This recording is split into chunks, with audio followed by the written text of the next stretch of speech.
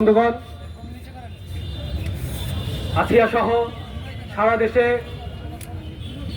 হত্যা, ধর্ষণ, নিপীড়নের বিচার এবং ব্যর্থ স্বরাষ্ট্র উপদেষ্টাকে অপসারণের দাবিতে আজকে বাংলাদেশ ছাত্র ইউনিয়ন, বাংলাদেশ যুব ইউনিয়ন, সমাজতান্ত্রিক ছাত্র ফ্রন্ট, বাংলাদেশ উদীচী শিল্পী গোষ্ঠী, চারণ সাংস্কৃতিক কেন্দ্র, বাংলাদেশ ক্ষেত মজুর সমিতি, কেন্দ্রীয় খেলাঘর আসর, সমাজতান্ত্রিক মহিলা ফোরাম সহ অপরাপর সংগঠনের ডাকে এই কেন্দ্রীয় শহীদ মিনারে আমাদের যে বিক্ষোভ সমাবেশ এবং বিক্ষোভ সমাবেশ পরবর্তী যে গণমিছিল, সেই গণমিছিলে অংশগ্রহণ করবার জন্য আপনাদের সকলকে আমরা এই সমাবেশের পক্ষ থেকে বিপ্লবী শুভেচ্ছা ও অভিবাদন জানাই।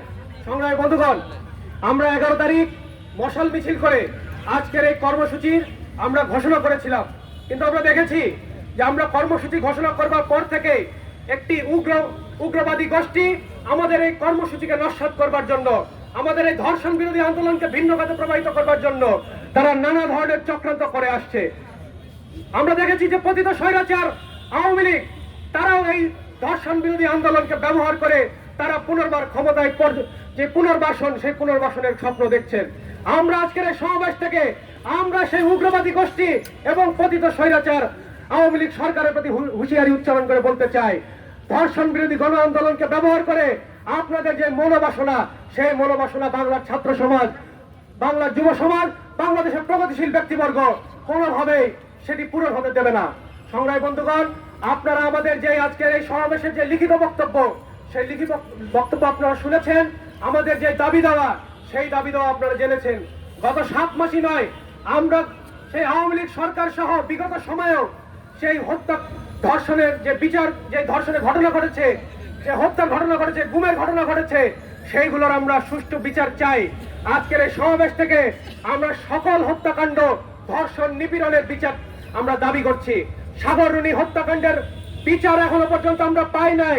বারংবার সেই চার্জশিট জমা দেওয়ার তারিখ পিছিয়েছে, কিন্তু ন্যায় বিচার এখনো পর্যন্ত প্রতিষ্ঠা হয় নাই।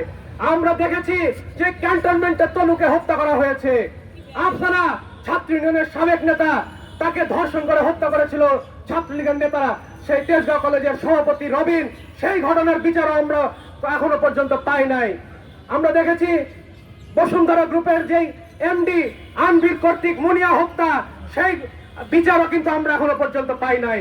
সর্বশেষ সংযোজন আমরা দেখেছি যে আসিয়া হত্যাকাণ্ড, এর পরবর্তীতে আমরা দেখেছি বরগুনায় একজন কিশোরীকে ধর্ষণ করা হয়েছে এবং সেই কিশোরীর পিতা যখন থানায় যে মামলা দায়ের করতে গিয়েছেন, তখন তাকে কুপিয়ে হত্যা করা হয়েছে।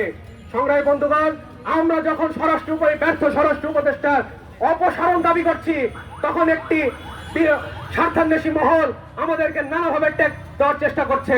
আমরা নাকি আওয়ামী লীগকে পুনর্বাসনের জন্য মাঠে নেমেছি, কিন্তু আমরা দেখছি যে তাদের সেই উগ্রবাদী যে গোষ্ঠী, তারা বিভিন্ন জায়গায় বলে বেড়াচ্ছেন যে ফ্যাসিস্টের ভাস্কর্য ভাঙার জন্য তারা নাকি 10 লাখ টাকা করে সেটেলমেন্ট করছেন।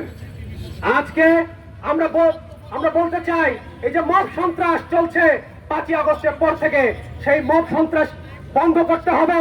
একই সাথে এই মব ভায়োলেন্সের মধ্য দিয়ে যাদেরকে হত্যা করা হয়েছে তাদের সুষ্ঠু বিচার করতে হবে।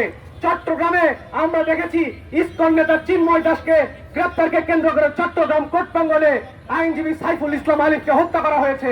সেই হত্যারও বিচার এখনো পর্যন্ত এই সরকার করতে ব্যর্থ হয়েছে।